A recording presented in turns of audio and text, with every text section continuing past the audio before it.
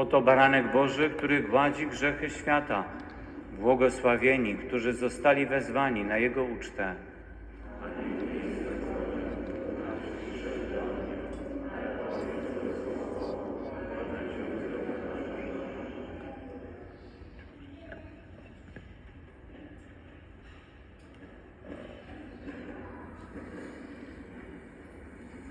ഏതോ pilgrim group of ആൾക്കാർ വന്നിട്ട് ഇവിടെ പ്രത്യേകമായിട്ടുള്ള കുർബാനകൾ അർപ്പിക്കുകയാണ്. നമ്മുടെ ഇവിടെ റെഗുലറായിട്ടുള്ള ഇവിടുത്തെ ഷ്രൈനിലെ അച്ഛനല്ല ഇത്, അച്ഛന്മാരല്ല, കുറേ അച്ഛന്മാർ പുറത്തുനിന്ന് വന്നിട്ടുള്ളവരാണ്.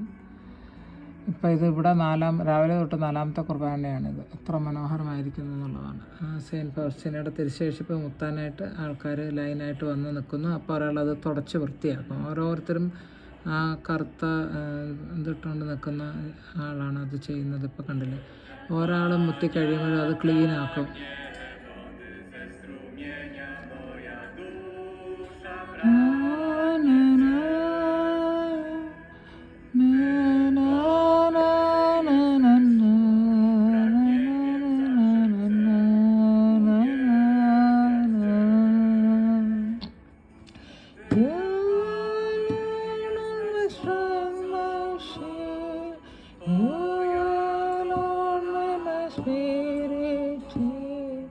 You alone are my grace, and so worship you.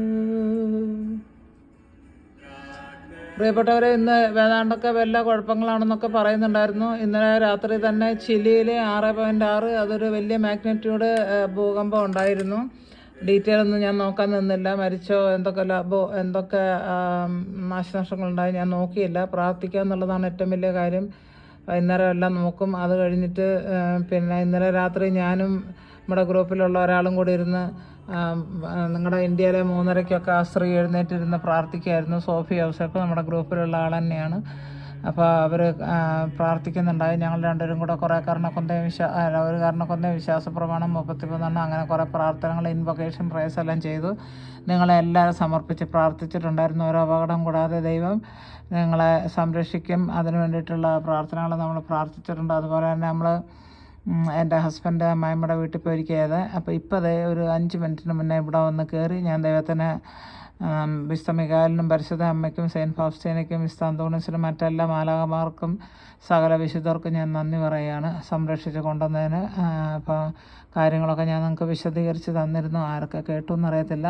ഇന്നും നാളെയും കൂടെയാണ് നമ്മുടെ ഫാസ്റ്റിങ്, ചെയിൻ ഫാസ്റ്റിംഗ് എന്ന് പറയുന്നത്. നമ്മൾ പറയുന്നുണ്ട് 3 മണി വരെ ചെയ്യുകയാണെങ്കിൽ ഒറ്റയടിക്ക് ചെയ്യാം, 6 മണി വരെ ചെയ്യാൻ നിങ്ങളുടെ ഇഷ്ടം പോലെയാണ്. അപ്പോൾ നിങ്ങളതൊക്കെ ചെയ്യുന്നുണ്ടെന്ന് വിചാരിക്കുന്നു. ചെയ്യാത്ത ആൾക്കാർ, ചെയ്ത് സ്റ്റിക്കർ ഇടാത്ത ആൾക്കാർ ഗ്രൂപ്പിൽ തിങ്കളാഴ്ച ഉണ്ടാവില്ല. അതിനോട് ഇടപാട് ഞാൻ കാണിച്ചു വെച്ചിട്ടുണ്ട്.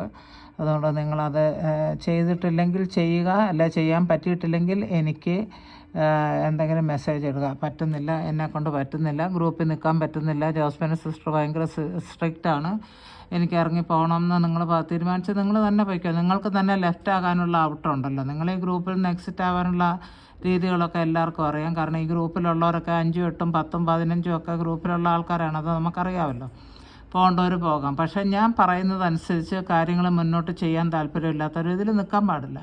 കാരണം നിങ്ങൾ ഒരു പ്രാർത്ഥനയും പ്രാർത്ഥിക്കാതെ എന്നിട്ട് പാവപ്പെട്ട മനുഷ്യന്മാർ ഇവിടെ ഇരുന്ന് 3 മണിക്കൊക്കെ കർണക്കൊന്ത ചൊല്ലി 10, 16 ഒക്കെ കർണക്കൊന്ത ചൊല്ലി അവരുടെ പ്രാർത്ഥിക്കുന്ന ആ ഗ്രൂപ്പിലിടുന്നത് കൊണ്ട് നിങ്ങൾക്ക് അതിൻ്റെ കൃപ കിട്ടുന്നു. അതങ്ങനെ ഫ്രീ ആയിട്ട് കിട്ടിയാൽ ശരിയാവില്ലല്ലോ. നിങ്ങളുടെ ഭാഗത്തുനിന്ന് ഒരു എഫേർട്ടും ഇല്ലാണ്ട് നിങ്ങൾ ചെയ്യുന്നതിനോട് എനിക്ക് താല്പര്യമില്ല. അതുകൊണ്ടാണ്. അപ്പം ദൈവം നിങ്ങളെ അവരെ അനുഗ്രഹിക്കട്ടെ. ഈ ഒരു ദിവസം അന്ത്യം വരെയും നിങ്ങൾക്കൊരു പ്രശ്നമില്ലാതെ ഇരിക്കട്ടെ. ഇവിടെ എനിക്ക് 2-3 പ്രശ്നങ്ങൾ ഉണ്ടാകാനുള്ള എല്ലാം ദൈവം തട്ടി ദൂരെ മാറ്റി കളഞ്ഞു. അതുണ്ടായി, പക്ഷേ ഞാൻ രക്ഷപ്പെട്ടിരിക്കുകയാണ്. ഓക്കെ, അതൊക്കെ പിന്നീട് പറയാം.